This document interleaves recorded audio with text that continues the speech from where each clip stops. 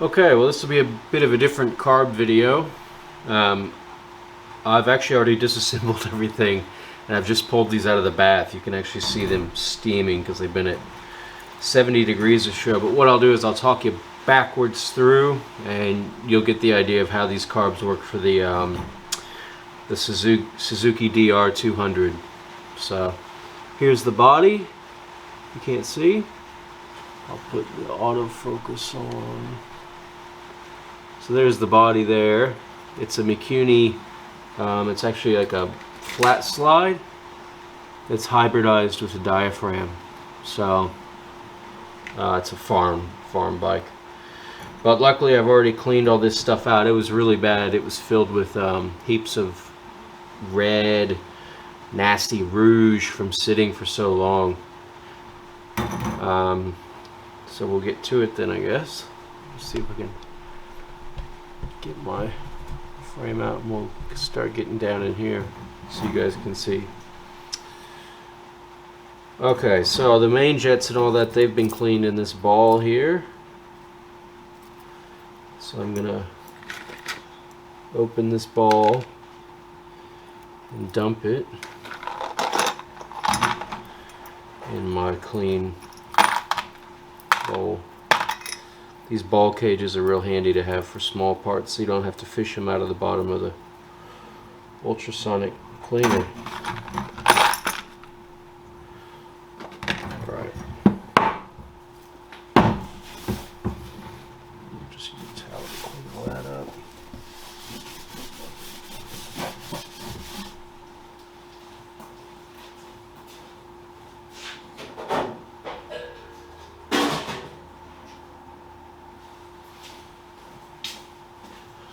Okay, so first thing I do once I've got all these pulled apart is I take compressed air and I blow in all the ports. Now I've already removed the pilot jet, the main jet, and all that. That's why what you can see there looks pretty good. So you'll see me blowing air through all this. Ooh, hope I didn't just shoot the lens.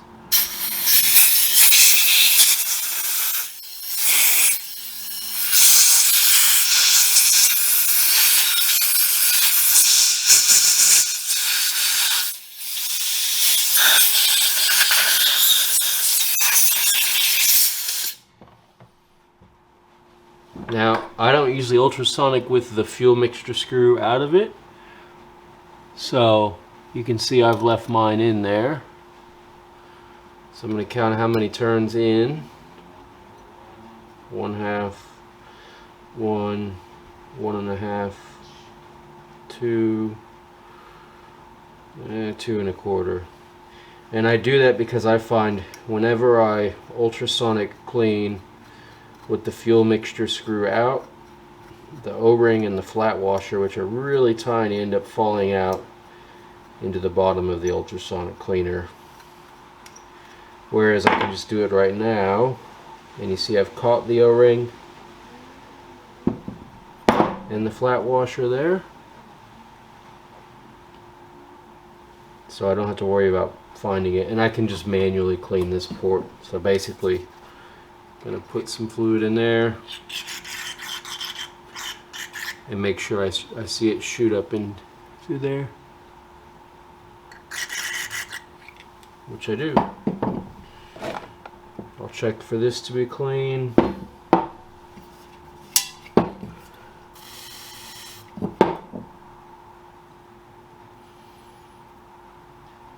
Spring works, O-ring works. So I'll put that back in there, and I think I said it was 2 1/4 turns out, which I'm quite happy with. If it was 3 1/4 turns, I'd look at increasing the pilot jet. So I'll go all the way till that's in. Okay, so let's stop. So now let's go out. 1/2, 1, 1.5, 2 1/4. Boom. There you go. Okay, pilot jet. On here we've got a. What's this thing? a 40. So I got a 40, so I should be able to see plenty of daylight through that. One of my favorite tricks to use is a guitar string. This is a 10,000th inch high E string. I don't know what that is in millimeters, but 0.4 mil. It's pretty close, about 15. But that fits through there, and I can sort of beat the walls up with that, and then I can see daylight very clear through that. Okay, I always just like to spray a bit of carb cleaner where it's going, and these pilot jets are just going to screw in flush. There's not going to be any secret to where they sit. They just screw in, and then they're done. Cool. Pilot jet's in. Now before I do the main jet, I have to do the emulsion tube. I pulled this one out. I'm just going to check.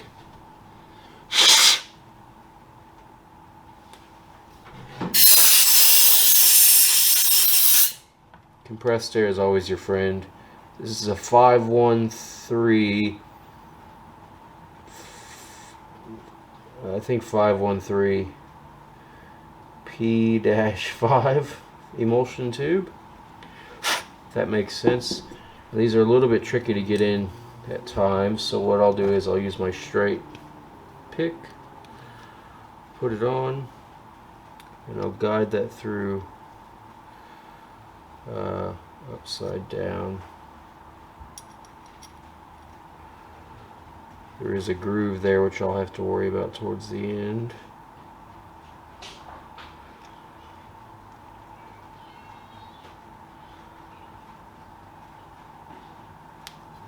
I've just heard my daughter walk out, so she's probably going to be asking for something soon. Daddy, Yes, Lake. honey, I think I like from. Of course, honey. Come here. Go. Like wants a yogurt open. There you go, Like. What do you say? Thank you. Let me just check the date, okay? There you go. You throw that in the bin? Okay. I'll throw it in the bin for you, okay? Okay. I'll see you in a minute. I'm almost done out here. Okay. Now I've got my main jet as well. Don't forget your flat washer. Once that emulsion tube is in, and it's in all the way, you actually use the main jet to help secure it.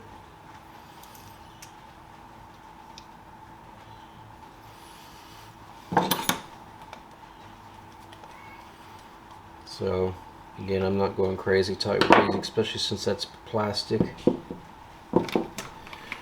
Okay, now for our float needle, we are checking on the end that little bit there is still springy. I'm spraying lots of carb cleaner in there, and I'm gonna blow stuff out that way. One little piece of dirt can set you back. Some people even put a cotton swab, like a Q-tip, in a drill and throw it down in there. I'm not going to go that far. There's that. And we'll put our floats back on. I've already checked the float height is correct.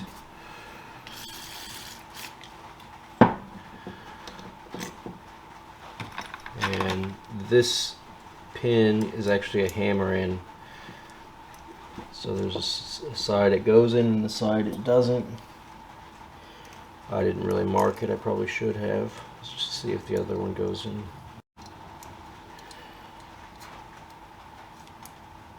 Yeah, I'm just guessing. Any is as bad as the other, so I'll use the metal end of my screwdriver here.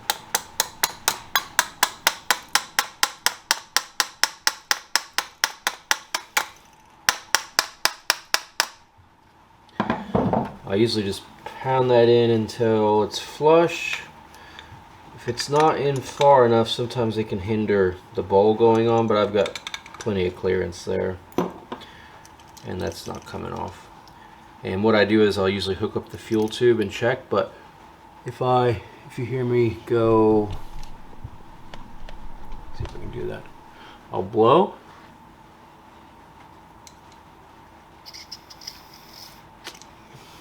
Let's see if I can do it this way.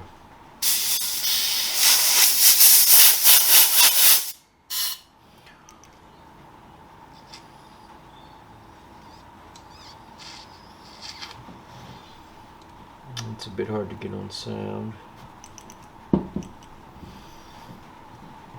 what I'm trying to do is blow into it. There we go. Okay, so I'll raise the float and you can hear air come out, and I'll drop it. Wow, this is so much PSI. I mean, it's like way too much, 75 PSI. So let me just try it with my breath.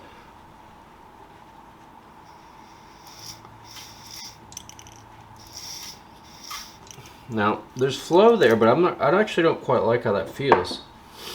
It needs to be a lot easier to come out than that, I think. So I'm gonna tap this needle back out. You gotta be careful, you can actually break the aluminum body there. So I'm gonna tap that out. I'm gonna pull this, see if I can pull this needle seat housing.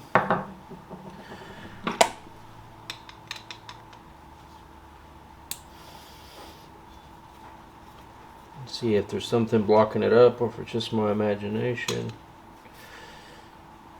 But I should be getting a pretty good flow, and I just don't feel like I am. That's going to wiggle out. I'm also going to use compressed air to help me here.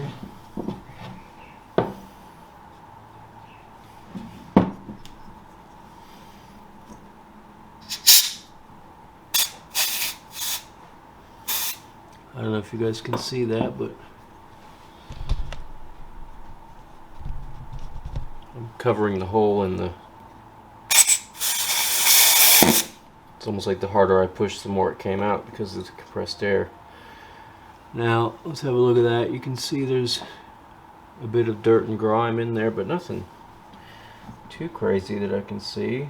I'm really glad we pulled this though, because I can see some of that red rougey stuff in there that I wasn't able to show you guys because I already had it taken apart. Anyway,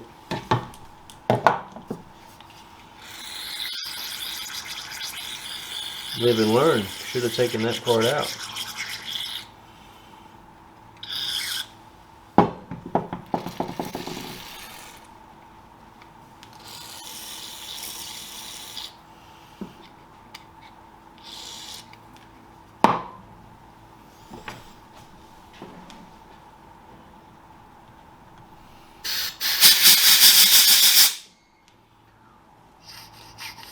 Okay, we actually, the flow is just kind of low in general, so I'm not being too crazy. But that's clean as it's going to get anyway. That O-ring's intact, doesn't need to be replaced. I'll try and blow some of this.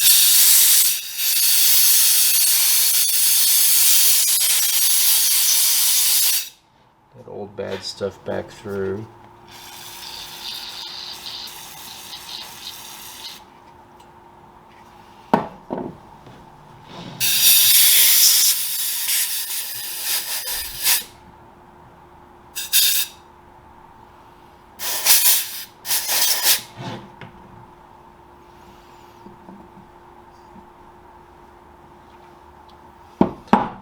There's a bit of lube just to keep the O-rings happy. And we'll press that back in.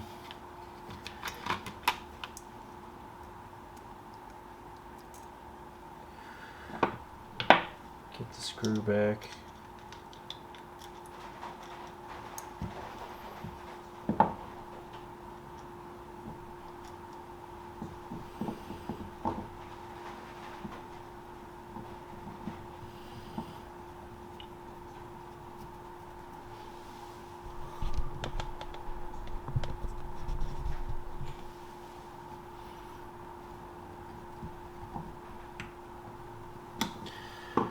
Alright, let's try this again. Maybe I will have to get in there with a bit of a polisher and sort of top it off. Put that in there. Pull my hose out.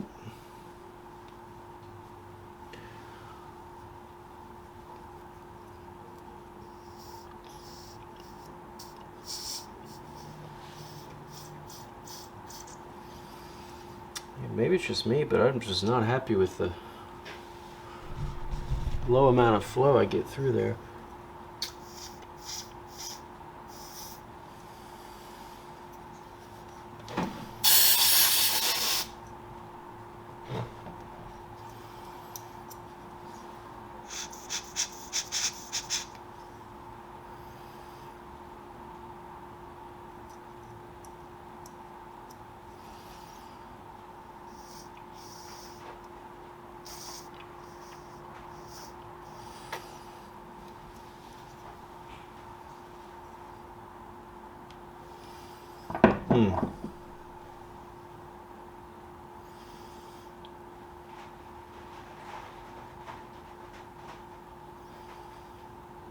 It's very interesting.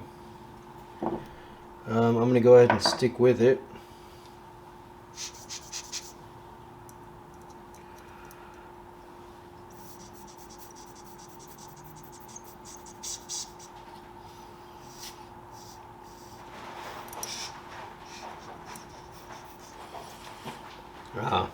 I know what the problem is I keep forgetting about gravity. Alright, let's get this back in. And I'll just test fit this rather than pound it through this time. Now, put the hose on.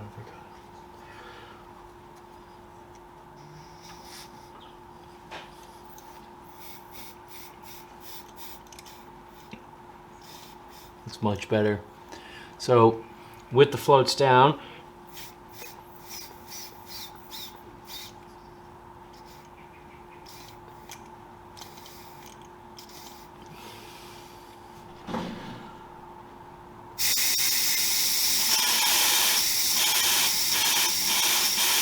you can see how it reroutes the fluid. So that was a bit in depth, but we got that part done. Okay, so we got all of our jets back in. I need to tap in my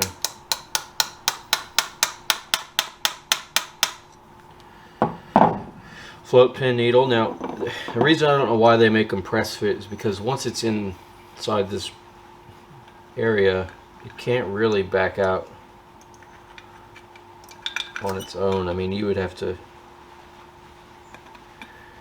I don't know, it's just never going to fall out, so I don't know why they have to be pressed in. Check that works.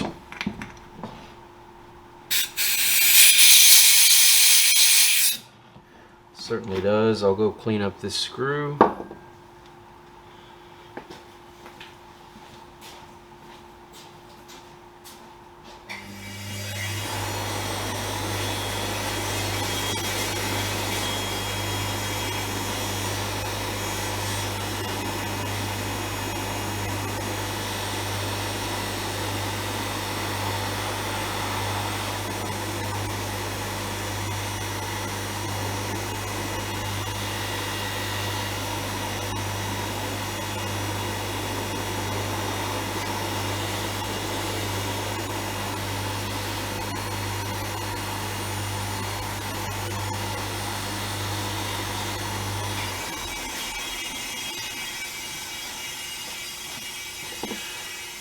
Okay, that was using a brass wheel to sort of clean up this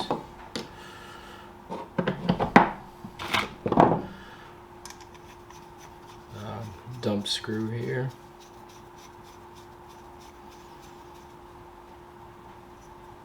That's nice and tight, and I still get bleed through if it goes at the overflow. So I'm happy with everything in there. Let's go ahead and tidy that up. What I should have done is give it a nice finish on the bottom. Actually, I'm going to do that and I'll come right back. I'm going to put a nice clean finish on bottom and the top. Okay, I'm going to call those better looking now. The carb cleaner.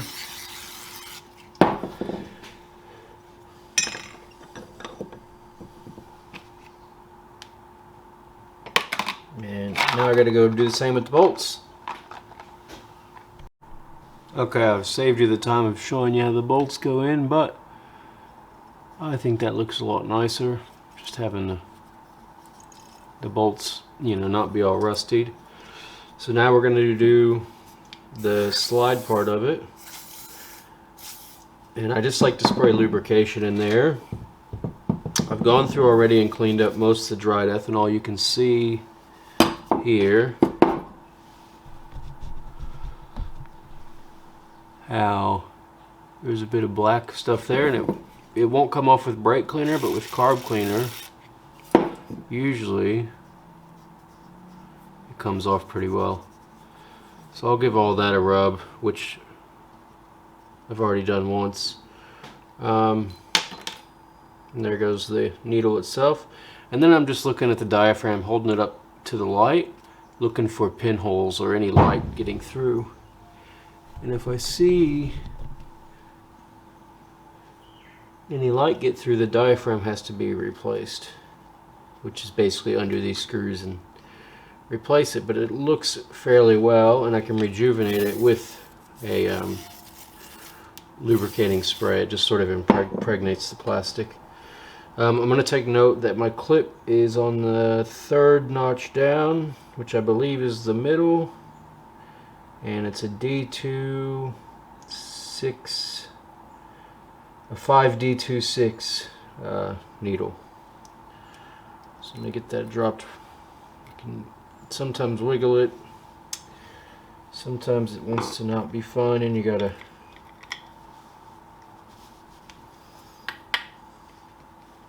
convince it otherwise to play ball. But you definitely don't want to damage the needle. So you get that in there, you get your spring in, flip your diaphragm up, and we just want to slide it down. And you'll be able to tell what direction because of the round tab here. That round tab there mates up with this round tab here.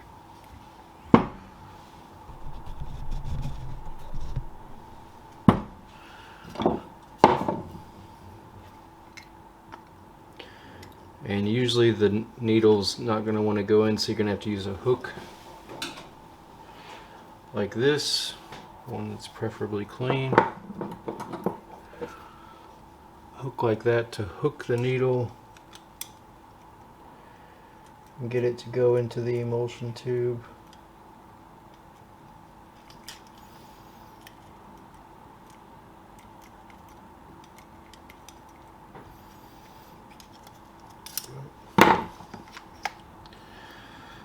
So that's in there. Okay, Lakey, I'm filming a video, okay? Can you please go inside and I'll be inside? Okay, but is this your car? It's yours, honey. Okay, now what you do next is you take this top and you line that spring up with the center and you put this on here. Then you take the screws that I've cleaned and you pop them in. And then once that's done, usually I'll get one done so the whole thing doesn't want to keep popping up.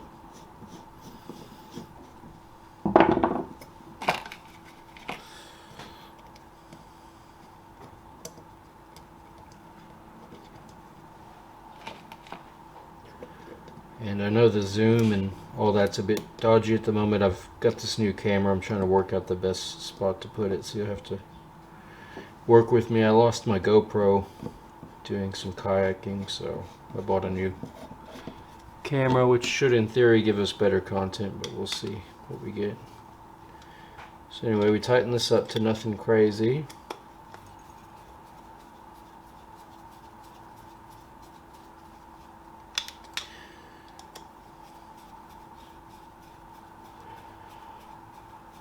I'll show you a trick how we know the diaphragm's working for most carbs. Most of these vacuum generated carbs have this big oval at the top of the air box side of the carburetor. So what we do is we take compressed air and we're going to blow in the center of that.